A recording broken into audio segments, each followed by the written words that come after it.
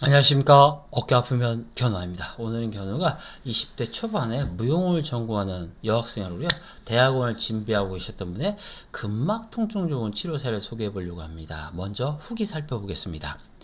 뻐근하고 결리는 느낌이 없어서 너무 편합니다. 근막 통증 존의 기본 특징이 뭐죠? 뻐근함, 결림, 당김, 쪼임, 저림, 콕콕지림, 급이가 화끈거림, 서늘함, 내 살 같지 않은 느낌. 막 아픈 건 아니에요. 근막 통증 종류에서 아플 것 같지만 절대 아프지 않아요.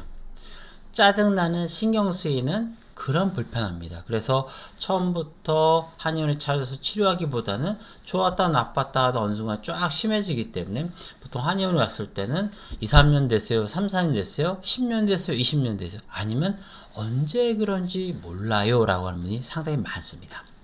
서해부가 편해지니 무용으로 표현하는 모든 동작이 더 섬세하고 자연스러워졌어요.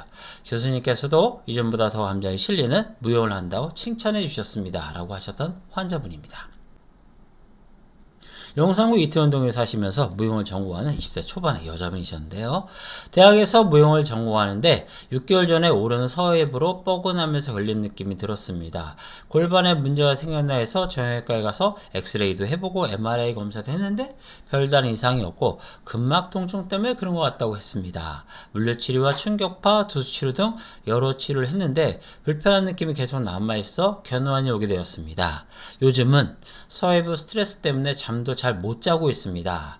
대학원도 진학해야 하는데 몸이 불편해 도저히 집중을 할 수가 없습니다. 라고 하면서 꼭 치료를 부탁합니다. 라고 하소연하셨던 환자분이십니다. 근막 통증을 살펴보겠습니다. 강박적이거나 집착하거나 자기관리가 철저한 성격, 이런 사람들이 극도의 고도의 스트레스에 노출되면서 빵 터지는 게 바로 근막 통증 증후군입니다. 그 외에 이제 잘못된 자세나 과음과로 불면으로 생길 수 있는데, 보통은 이런 내적인 원인 상태에서 외적인 원인이 가해질 때 더 스파크처럼 팡 튀게 됩니다.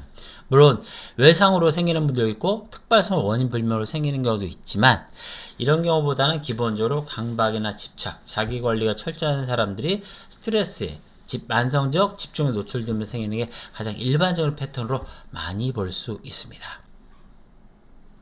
환자분의 발생을 살펴보겠습니다. 가족력도 어느 정도 있는 것 같은데, 이 환자분의 어머니도 서해부 쪽에 근막 통증이 있으셨어요.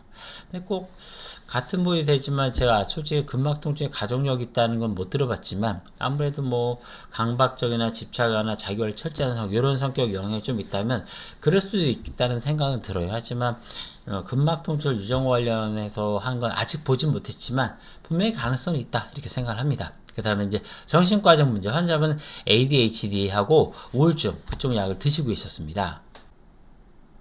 환자분의 발생을 살펴보겠습니다. 가족력. 제가 솔직히 근막 통증을 가족력으로 연관시키는 건 본 적은 없지만, 환자분의 어머니도 서해부에 근막 통증이 있으셨어요. 그런 거 볼 때는 어느 정도 관련이 있지 않겠나 생각은 들어요. 왜냐면 아까도 말씀드린 근막 통증은 강박적 집착하는 사람, 자기관리가 철저한 사람이 극도의 고도의 스트레스에 노출되면 빵 터진다고 한다면 어느 정도 가족력, 유전적 영향도 있겠다는 생각이 좀 듭니다. 그러나 아직 뭐 거기에 관련된 논문 같은 건 제가 본 적은 없어서요, 제가 확언하기는 조금 힘듭니다. 그다음에 정신과적 문제, 환자는 ADHD와 우울증이 있으셨어요. 근데 환자분의 어머니는 또 그런 게 없다고 그러시더라고요. 조금 저도 이런 부분들을 좀 문제가 좀 있어 보긴 하는데, 환자분 자체는 하여튼 정신과적 문제가 있었기 때문에 환자분의 발생 원인을 어느 정도 기여했다고 생각을 합니다. 그 다음에 잠을 잘 못 주무신다고 하셨어요. 근막 통증의 악화 요인이 뭘까요?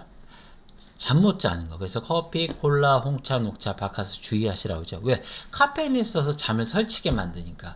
그런데 환자분 중에 일부는 그런 분들이 있어요. 원장님, 저 커피 10잔 먹어도요, 머리만 대면 자요. 근데 안 드시면 더 깊이 주무실 수 있어요. 그래서 안 드시면 제일 좋지만 힘드시면 덜 드시라고 얘기를 하는 거예요. 그 다음에 불필요한, 환자분이 아프니까 자꾸 서해부주를 주무르고 자꾸 막 이런 자극하는 게 있더라고요. 근막 통증은요, 근육통이 아니에요. 여러분이 관심을 갖고 뭔가 하면 할수록 점점 판이 커져. 근육통은 여러분이 관심을 가지고 뭔가 하면 할수록 더 좋아져. 이건 논문으로도 있고 여러분이 이미 많이 경험해 보셨을 거예요. 근데 근막 통증은 그 반대다라고 기억하시면 됩니다.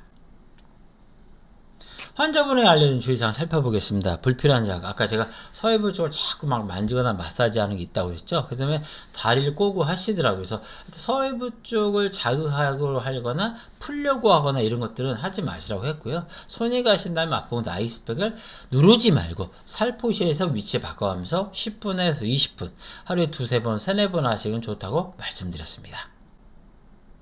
환자분의 적용한 치료 방법 살펴보겠습니다. 충분한 수면과 휴식을 취하고 서해부를 만지거나 마사지하지 말며 서해부 주변 근육을 풀어주고 허리 골반의 정렬을 바로 하며 기혈순환을 시켜 재발을 막아주고 원기를 끌어올려 근막을 활성화하면 괴로움과 고통에서 벗어날 수 있습니다.